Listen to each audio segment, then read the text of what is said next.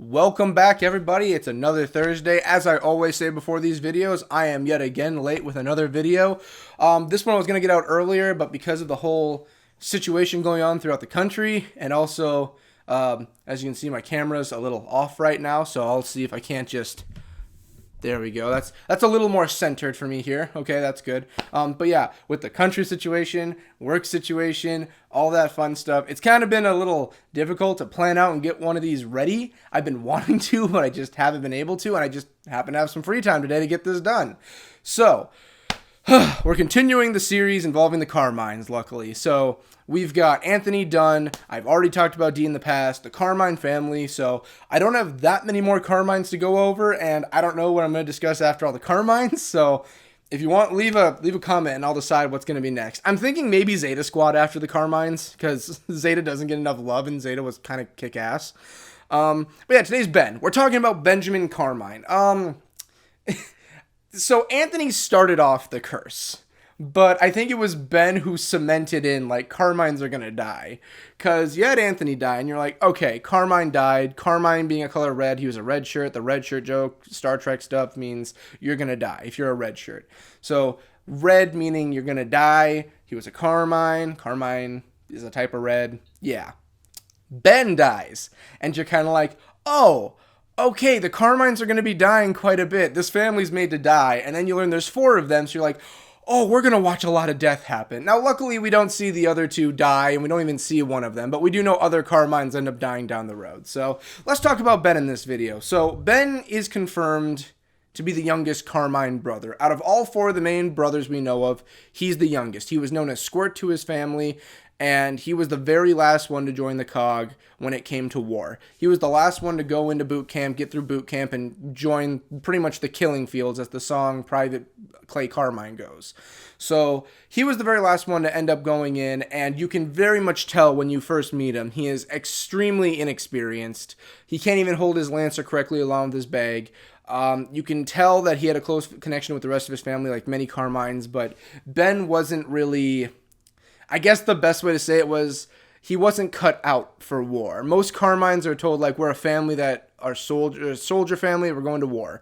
But if we had to choose one Carmine that wasn't going to, aside from Fredo down the way, who's a distant cousin, I think Ben would have been a better choice of not to go to war.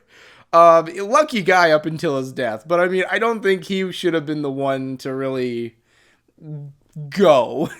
So yeah, let's get a little bit more in-depth and talk about a bit of the story involving good old Ben Carmine. So, talking about Ben, when we first meet him in the game, we'll start off there. It's already the second game. We've already gone, I think roughly it's a few months into the future after the events of 1, because the comics and books take place between 1 and 2. He's never mentioned in any of the books or comics. In general, he never is, aside from one point in Jacinto's Remnant, but we'll get to that soon. But he's never seen any of the comics. All the books except for 1, he's never mentioned it, and same for most Carmines. And we first see him when he straight up gets off of the helicarrier. The Raven, not the helicarrier. He gets off the Raven, and even Marcus to Anya even states, like, they're just sending in more troops, and they're just looking younger as they come in. And that's when you first meet Bernie again. You meet Ben. Ben comes off, and he says, are you Sergeant Phoenix? I was supposed to be a part of Delta when I got off. I was also told that you would teach me and do a bit of my training too. And that's where you come to the point in the game where you decide whether or not to train the Rook. I feel like with most people, they train the Rook, even if you don't need to, you play the game 100 times, because I feel story-wise, you train the Rook. Because when it comes to that, you get a lot more about Ben, you get a little bit more into his stuff, aside from seeing him throughout the game. You learn about his feelings towards Anthony. Dom brings it up to him like, hey, your last name's Carmine. Did you know Anthony? He says, yeah, he was my brother. There's 4 of us. Well, 3 of us now. So, implying that he was very close to his brothers. Dom shares his condolences, and he starts to get a hang of shooting, grenades, all of that you start to teach him. And he sees a wretch and calls them monkey dogs, which I get a good kick out. Even Marcus finds that kind of funny. Well, in Marcus fashion, like, those are your monkey dog things. So it's funny to see that interaction go on. You get done with training, and then the storm on Jacinto Medical happens, where a lot of locusts are coming into Jacinto Medical, and it's kind of like a sneak attack they're going in. Marcus pretty much tells Ben, stay here and guard this spot. And he's like, there's nothing here. I'm like, you're like, yeah, stay there. So the battle rages on for Jacinto Medical, and it's just you, Dom, and you come across Ty later on, and it's the three of you going through. You come across Ben again later on in like an open area of the building. I want to imagine the entrance, and there he is just in the entryway. He's like, hey, how's it going? I'm here. And Marcus, he really isn't pissed, but it's Marcus fashion. It's like, I told you to wait there and be ready for when we came back. And he says, well, I was, but then a bunch of other gears came rushing through and they ended up pulling me with. So he was pulled into the main fight of things and ended up inside the building. They asked, why are you here instead of helping? And he said, I can't get my weapon to load correctly. I'm having a problem with it. And pretty much that's another callback to Anthony. So you finally get out. Everyone gets out, and it's you, Dom, Ty, and you now have Ben helping you out. So the four of you, it's a full team. You all go out and you start fighting off the locust. You pull through and it's fine. And it's just like, hey, we did it. We fought it through. Marcus goes up to him and says, hey, you did good. This is your first major fight you've ever been in against locusts. You did a good job. You didn't die. He didn't say that part, but it was implied. Like, you didn't die. So, like, we're already proud of you for that. And that's funny. In the background, he's going for a high five, and he even goes up to Ty, and Ty's just not having. He's like, no, I'm not giving you a high five. So he's like, yeah. You know, it's funny. Ben's always a fun character to be around when you play with him in the second one. And then that's when the Ravens go off and Hollow Storm begins, involving the grind lifts. And with that one, as you fly over, Ben asks, well, why don't we just do this from Jacinto when we're safe? And that's when Marcus says, like, you know, we can't. It's just a giant pillar. Hello, Lily. It's just a giant plateau of, I believe it's granite, that they can't get through. They just can't get through it. The locusts can't tunnel. It's their only safe place. So they have to leave, and they go to Landown, where Landown is stated to be the best place to drill down. It's exactly where they're aiming. That's where they want to hit them where it hurts. So everyone goes off to Landown, and obviously the locusts are there. The battles continue. Ben actually stays with them the entire time this time. He's not sent off anywhere. Later on, a grind lift gets destroyed, and one of the big rigs, I should say. Grind lift, they are grind lift. It's hard. That's a video for another time. Dizzy's gets damaged, but he's still all right. And then Ty's is that he's on gets destroyed, and it turns out Ty's the only survivor. And even in the middle of that, even in the middle of all that, he has time in the burning wreckage to grab cog tags. So he survives, gets out, and he joins back up, and it's a four-man team again. And then Landown, when everything's set up, actually begins. And a lot of things go awry. First off, the locusts are attacking while they're setting up, which obviously is, that sucks. We'll fight them off. They're the locusts. But then Scourge comes out, and that's the first time you see Scourge. And Scourge really isn't a pushover. So I'll go a little ahead quick. Scourge is stated to be deadlier than Rom in the second game. Like, this guy looks even more deadlier than Rom. I think that was just at the moment everyone seeing their new enemy and being like, yo, this is a big problem. In my opinion, I don't think Scourge was ever stronger than Rom. They were good, close friends, but I don't think there was ever a time where they sat down and went, hey, let's see who the strongest is. I think mobility-wise, it's definitely going to be Scourge. Now, Rom's faster than he looks, too, but Scourge is definitely faster. He has a lot more things up his sleeve, but I really do think in a one-on-one fight, Rom would win.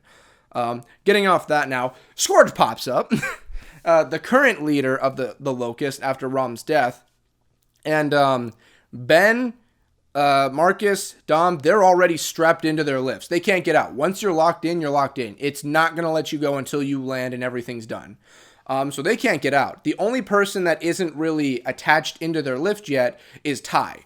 And originally, Dizzy was the one fighting off Scourge for a small amount of time, giving them time to get down there. Because he's like, you guys got to go. I'll hold him off.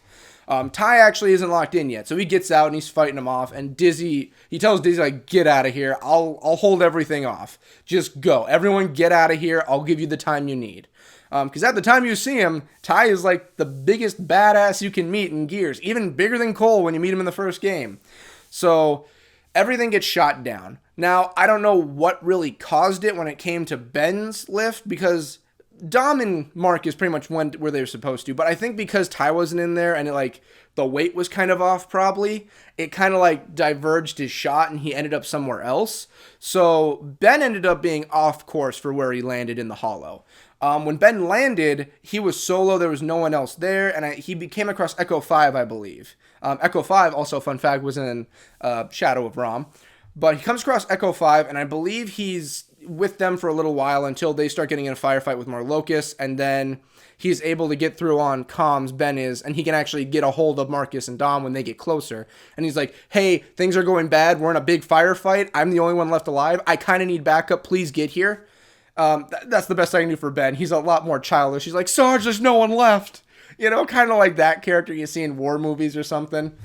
So they actually get there and help fight off, because here's Ben, here's the locusts, and then here's Marcus and Dom coming in, and it's pretty much like they're getting him from both ends, because Ben's actually holding his own at this point. He's not just hiding.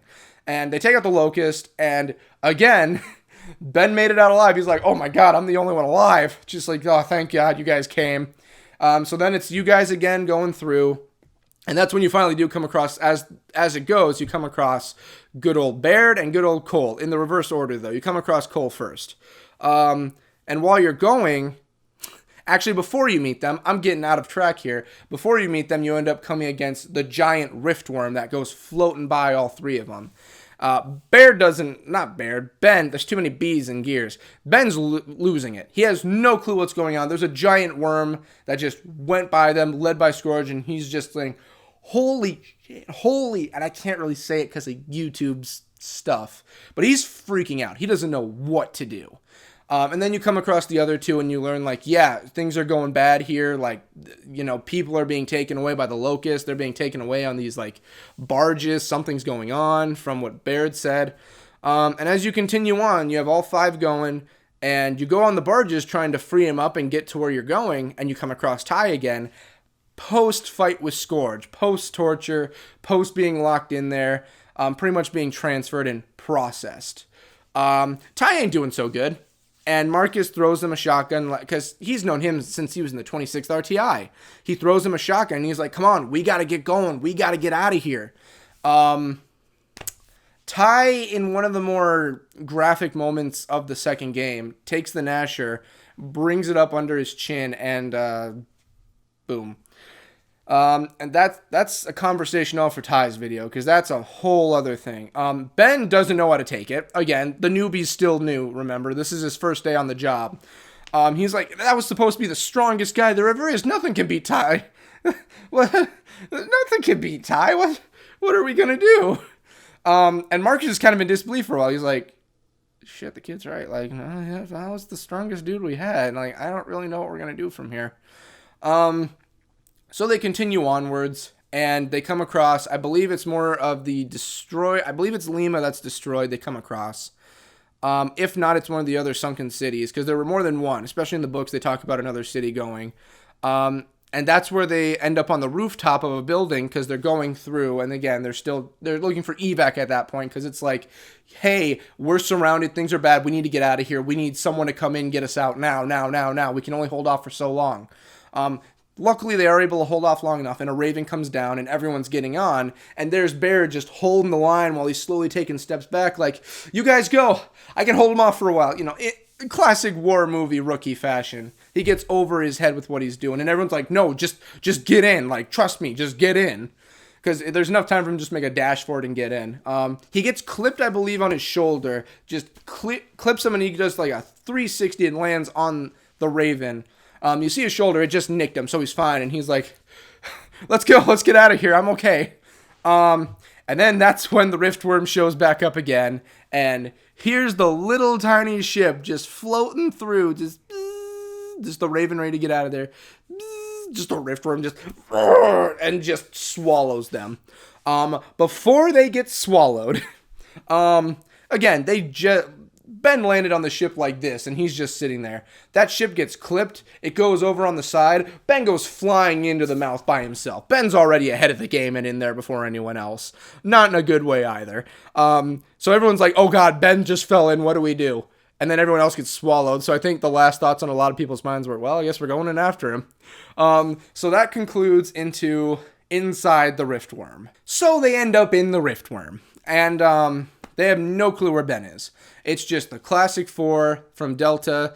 The Classic Four we know. Technically, the Classic Four was also Anthony and Kim, but they're kind of gone. So the Delta that we all know and love is there. And everyone's just going through the Riftworm little by little. And you come across these little things that are popping up like wormish things inside the Riftworm. And you fight those off. You go through the gases. You go through like the digestive fluids, the crushing wall thing that are like teeth. When you get to a certain point, you find Ben being nibbled away at and being dragged away. And he ends up in like digestive juices while that's happening. So not only is he like gouged out, but it's slowly being digested in on him too.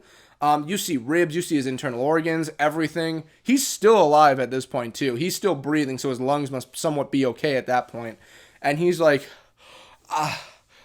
I'm hurt, Sarge. I'm hurt. He knows at this point too. Tell my ma. Tell my brothers I love them. And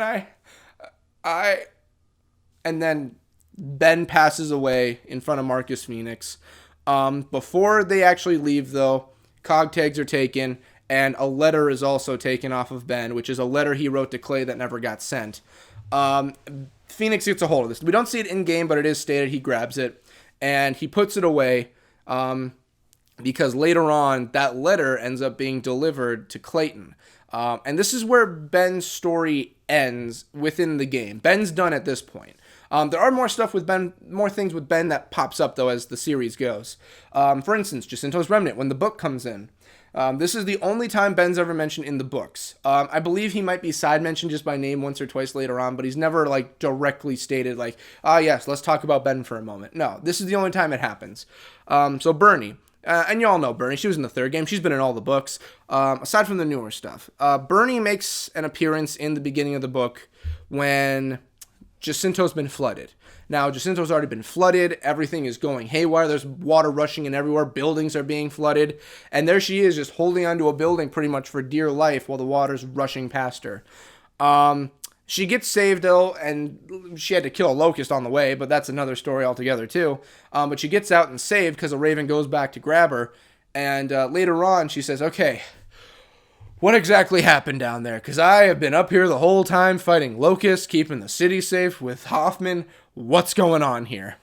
And, Marcus comes up and he's just like, hey, listen, Ty and Ben, neither of those two made it. And I believe she might have known who Ben was, possibly, because, again, like, she used to train. I'm sure she knew her brother, Clay. I'm sure she knew Anthony. Because, well, maybe she didn't know Anthony. She might have not known Anthony, but she definitely knew Clay. Clay's been around for a while. Or at least, if not, she knows the Carmine name. But apparently she might have known Ben, because they state that, and she's more torn up about Ty, because he was around during the 26th. He's been around for a lot of stuff, and she's more torn up because that was her brother in arms, pretty much. But Ben, she's like, yeah, that's a sad story about Ben. Like, he was a young kid. Or something like that. It's been a while since I read Jacinto's Remnant, but that's a great part of the book. And then the only other time, there's only two other times Ben's ever directly brought up. The second time he's brought up after that is when you have, obviously the letter given to Clayton. You learn about Clay, and he's immortalized along with Anthony on his arm. That's one point. But the other point is that Marcus goes to bed and has a horrible dream about the day his father supposedly died. And it was him and Dom, and I don't remember the other two soldiers that were with them. But he remembers that day, and I don't remember if I mentioned in Anthony's video, but in that dream, Anthony and Ben substitute those other two soldiers that are there. They're fighting alongside Anthony. They're fighting along Marcus and Dom. Anthony and Ben are there. And pretty much as part of his nightmare. So you know it's not real at that point, but he's just like, I've lost these two. They were a part of my squads. And Marcus always takes it hard. Maybe not Anthony, but he took Ben really hard. But he's like, Ben died. I promised him we'd see the surface again. Technically he saw the surface because he saw a hole in the ceiling from when a city came down. But he's like, he never saw the grounding. He never was back. And he didn't make it out. So that really affects Marcus, just like Anthony.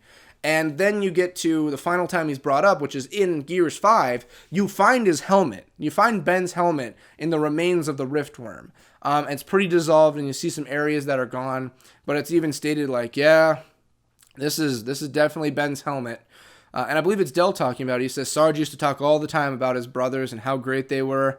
We should get this to him.